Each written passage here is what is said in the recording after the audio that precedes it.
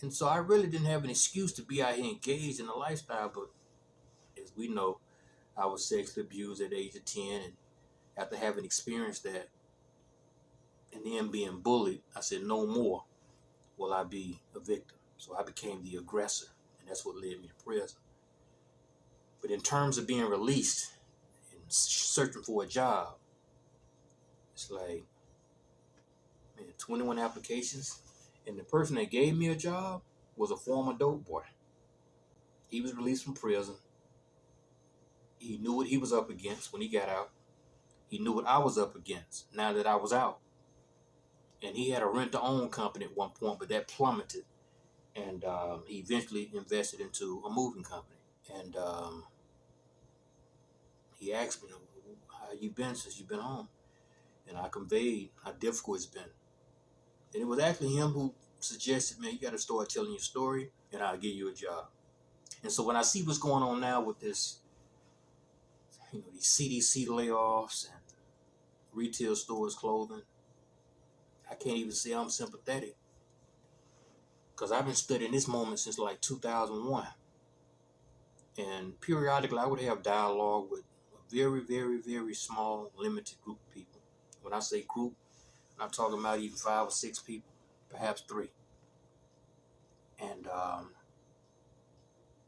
even they would say, the shit you talk about will never happen in my lifetime.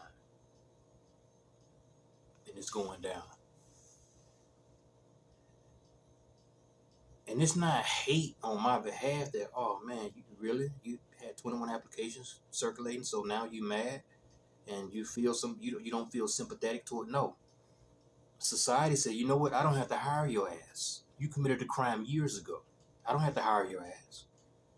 And those people in every facet of society, they're in government, they're in retail, they're in manufacturing, they're logistics, they're everywhere. Walmart wouldn't hire me. And so I had to say, you know what? I'm working with Lawrence, and then him being a small business, he couldn't compete with corporations, and he went up under. And my sister's, she was doing collections for a nightclub.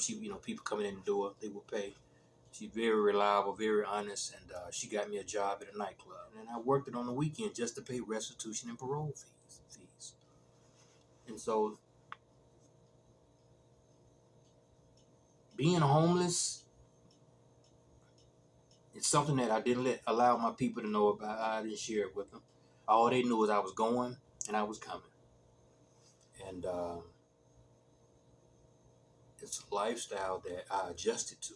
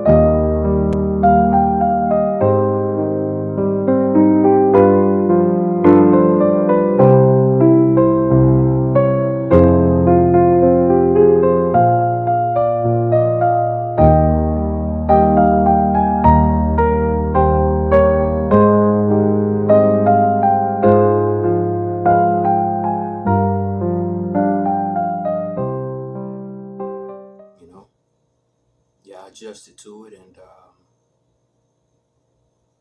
I not only developed character, but I developed this hate for failure, for poverty, because I know I had given my best. I mean, when I went to prison, I was 19. I wasn't released until I was 32. And when you come out here to be a part of a society, that you at one point disrupted, because of your offense. And to hear over and over and over, to get those letters in the mail, we're not going to hire you because of this or that. And then to see what's going on right now, all these people who've been living in their bubbles, them bubbles are starting to burst. And the higher your bubble determines the impact of your fall. And it's only 4 months into 2025.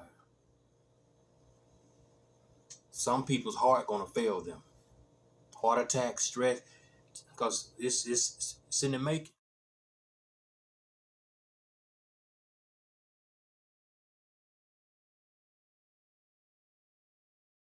About the word dream. It is to be asleep while envisioning. It is to have a vision while asleep, unconscious. It's a dream. And people want to associate, well, I got a dream. It's really like you got a goal. To dream is to be unconscious, asleep. And you drift off in thought. Life and death is in the power of the tongue. He that loveth, he that useth, shall eat the fruit thereof. You keep running through life for decades talking about a dream. It's just that. There's no fruition to a dream.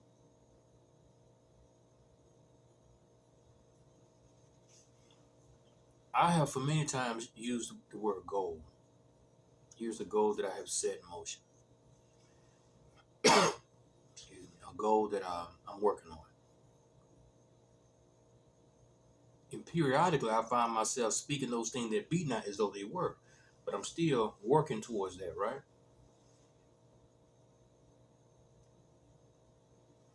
For the American people, a dream is going to be just that. Because think about what typical Americans do. They wait for a God, a deity, or a government to make things happen. I'm 48, almost 49 years of age. I've never voted. I'm not going to be waiting every 4 years for a man who puts his shoes on the way I do to start his day to make changes in my life. Who the fuck does that? Yeah, everybody claims they believe in God.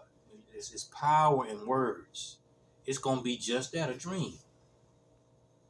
And you know how many married couples out here still hadn't accomplished a dream? You know how many young, youthful, educated, ambitious individuals who have still not accomplished a dream? And you know how many people out here with little money still haven't accomplished a dream?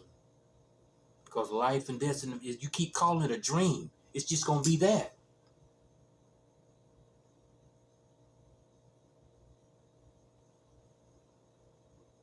Dreams are dreams. You accomplish a lot when you're doing this because you're dreaming. But to bring things in fruition, man, you can't put words on that. You got to change them words out.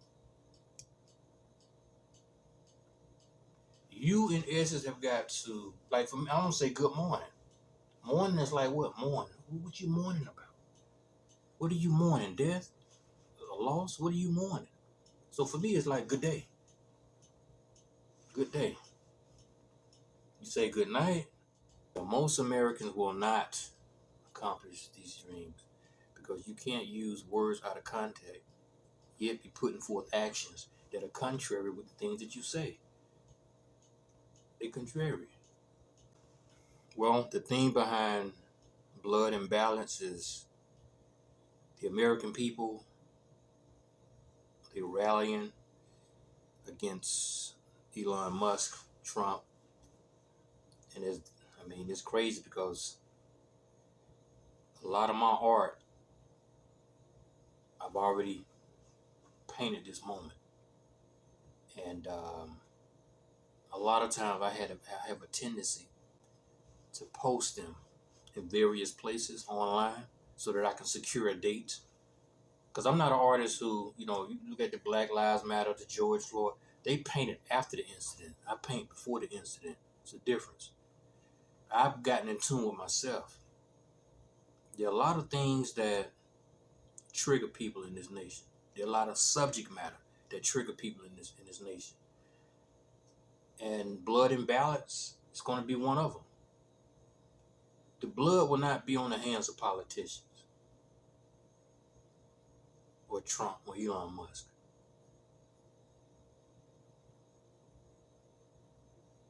The blood will be on the people's hand.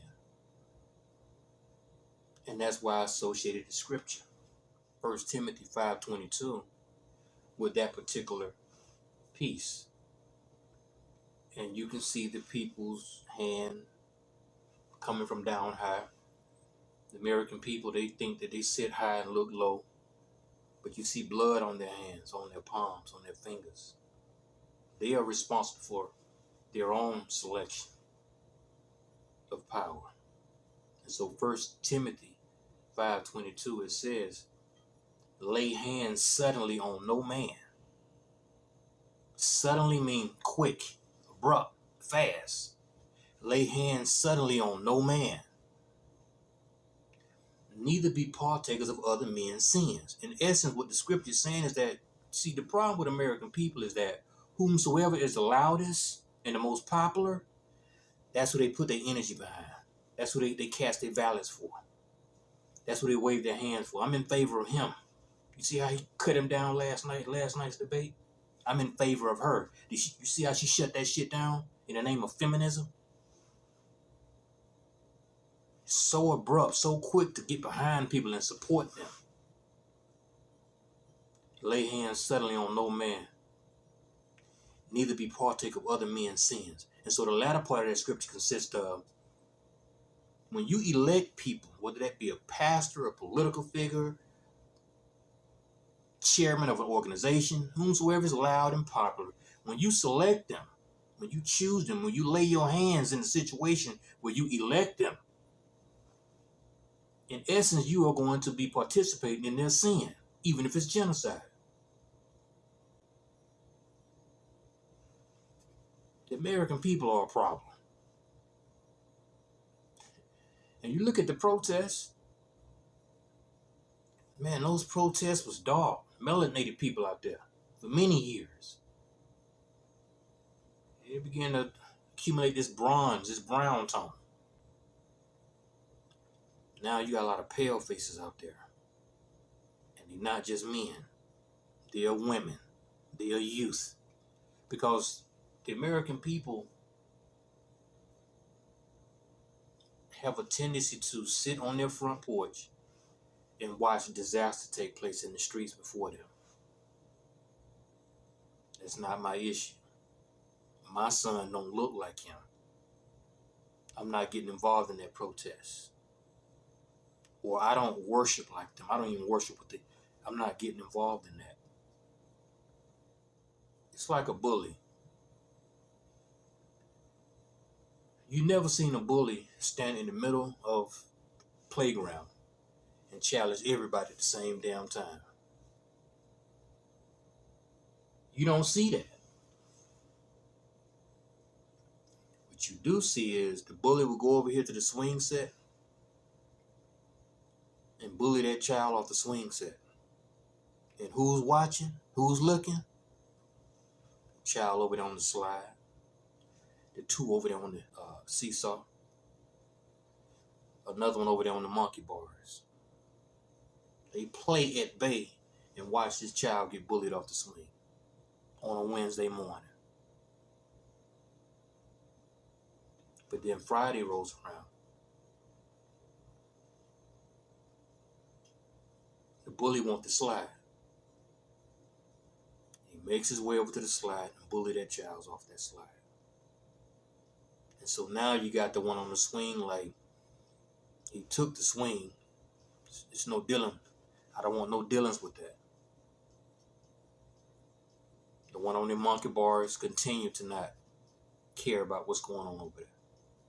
The two on the seesaw, same response. The American people are good at watching other folk go through things, but okay, you're not a part of this class. You're not a part of that class. But I promise your ass, in America, you will be visited. Black Lives Matter didn't matter to a lot of people. Those first responders who didn't want to get vaccinated didn't matter to a lot of people. Those teachers that were out in the streets protesting didn't matter to a lot of people. Those women that showed up for Roe v. versus Wade didn't matter to a lot of people. All y'all gonna get y'all issues. Group after group, crowd after crowd, class after class, you all getting it because you'll never be bullied at the same time. He challenges classes. He challenges groups. And y'all stand by. It's too late. The machine is in motion. Ain't shit y'all can do. It's over. Welcome to the United States of Communism.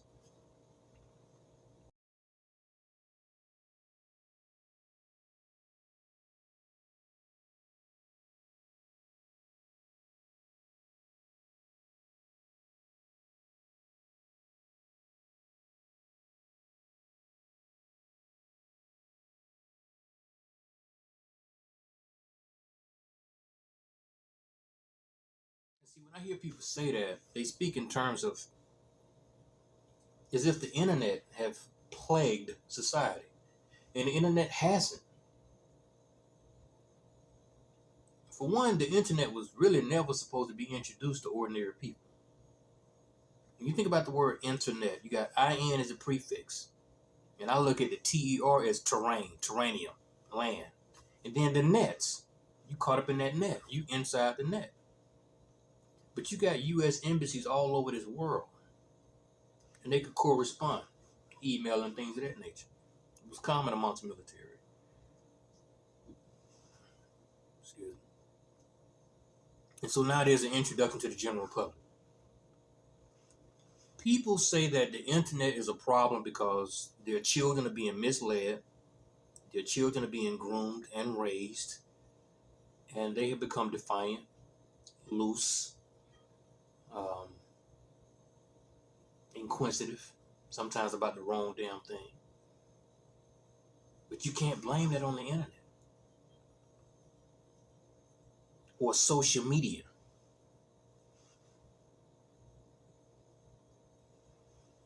There have been situations where guys have had words on social media, where the guy was on live, a few of them got their brains blown out. You've had situations where people were online, social media, someone showed up in their live, began to ridicule them. People have been bullied on social media. But when I think about social media, you have social as in society, and then you have media. Before you had social media where people could come on your live, paste things on maybe your Facebook or whatever, if you didn't secure that. Way before you had that, you had what's called talk shows. A talk show consisted of people coming onto a platform which was already established by NBC or CBS or ABC, depending on what talk show you went on. But the platform was already set. Ordinary people came on this talk show, shared their stories. And what did a lot of audience members do? The talk show host would hand them the mic, and sometimes they would ridicule the guests. You did what? I can't believe you. You're a moron. And they did it a lot of times from the safe distance of an audience.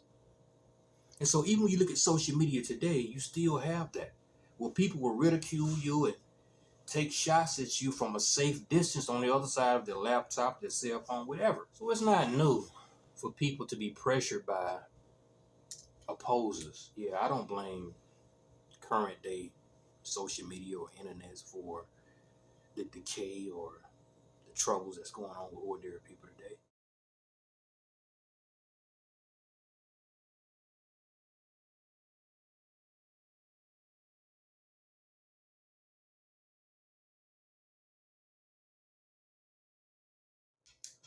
I knew that was going to be a limited power trip. I knew it because here's the thing about American people. The American people are empowered so they can take their power and go and infringe on the rights of other Americans. Freedom of speech. Look at how we've utilized that and promoted hate. towards one another. You had people that didn't want to wear a mask during COVID, even if they were from a distance. But those who did choose to wear a mask, look at how they pressed people who didn't want to wear a mask. The American people take their liberties, their power, and they infringe on other folks' liberty. And so, in terms of that, Zuckerberg removing that, it was only to empower these people for a moment. And what did the LGBTQ community do? A lot of them, not all, but many of them, yeah, I'm a him, but I want you to refer to me as a her. Yeah, I'm a her, but I'm a him, or I'm a us. And so you have the liberty to be who you are, but you took that liberty and that little power, and your attempt was to infringe on other folks' right. And so, no, I wasn't, I looked for that. Think about it, even feminism, they were given power. What did they do with it? All men are narcissists.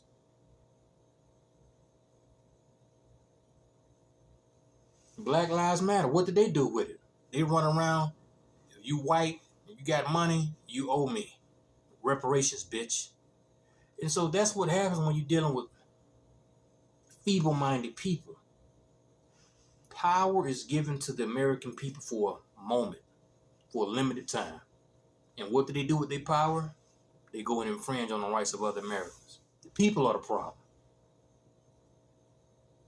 And in terms of some revolution, it's just going to be televised. And the winners are not going to be the people. You all are dependent. Right now it's income tax season. You all are dependent on a government agency called IRS to release them checks. Down in New Orleans, when they were on rooftops with sheets, bedspreads, saying, "Look, help us, we stranded." Who were they dependent on?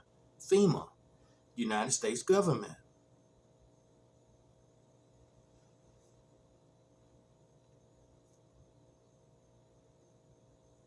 The people are powerless. There's no power to the people.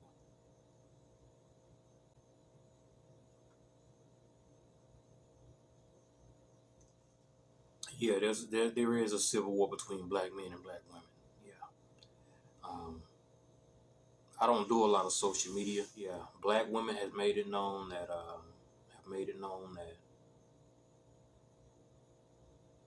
black men are despicable.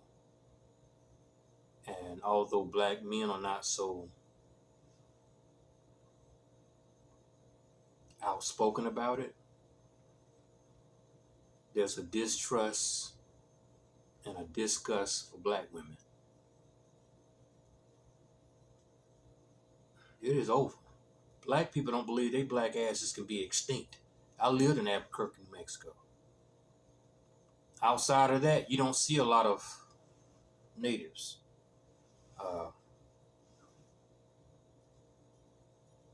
they don't believe that you can travel to the United States and when you see one of them, like, damn, it's been a while since they all over here then. Huh? Niggas don't think it can happen. And truthfully, I don't think the world would miss them. I don't think their absence would contribute to any delays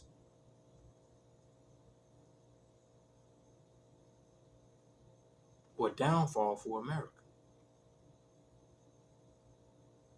And so when you have a man at war with his woman, and these individuals are commonly known for producing offspring, they both have shot themselves in the feet with their own individual weapons. It is over. And then you have black youth who play on the black woman and defy the black man. This ain't no black power talk. I'm speaking on what I see. And my attempt is not to edify, to shame, or to even invoke unity. It's the Black America that I see. And that's why in the previous picture that I did, the piece that I did called Pro-Death, you'll see death to Black America. It is over. They had them Negroes running around Stone Mountain talking about the not fucking around crew. I said, man, that's a fantastic failure. Nothing real about that shit ain't gonna last. Had a cousin call me. Cuz we getting it together, cuz. You seen the boys over there in Stone Mountain? I said, man, let me tell you something. That shit is planted. Ain't no telling how many agents up in there. I was against that when it was first introduced to me through social media. And then my cousin called me. Like, man, it's all a gimmick. And so, but yeah, there is a civil war between black men and black women. For years, black women have boasted black men ain't shit. And although black men haven't been so boisterous and loud about it, there's a suppressed hate and distrust and distaste for black women. I mean, I heard some guys talking the other day. They was like, it's not enough Sandra Bland's. It should be more. I heard another group of guys saying that, they don't give a damn about the Brianna, Sonya Massey. They don't care because just listening in and engaging. Sandra Bland reminded most black men of what they deal with at home. And you go out here and you blow cigarette smoke in the face of an officer in Texas, and he's Caucasian, but it's the behavior, the level of defiance that people are comfortable displaying in the comfort of their home, and they think that when they go outside their home, the world is going to respond to them the same way. It's just like these defiant youth. That's your baby. When they come out here with it, it's going to be a different response. That's why Michael Brown lay face down for 6 to 8 hours. And for those that do live to see 2030, black folk today are going to be depicted as ancestors. And what would they say in the future? Y'all stood by and watched that boy lay bleeding in the street for 4, 5, 6 hours? I'd have done it. No, you wouldn't. Because this vice grip that is being applied today is going to be even tighter tomorrow. And so black people done it to themselves.